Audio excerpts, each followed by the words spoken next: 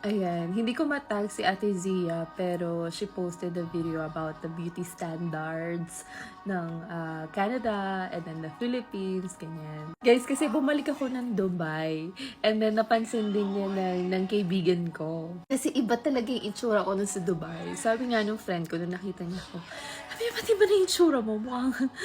Mukhang natural na natural ka na. Ibig niya sabihin, yung buhok ko, black na, yung kilay ko, walang mga halong chemical daw, ganyan. Sabi naman niya, pares naman maganda, pero yung iba lang dati yung itsura ko kasi may halo daw akong chemical. Pero nung nasa Canada na ako, hindi na ako masyadong nagpapakulay ng buhok or hindi ako masyadong nag-aayos.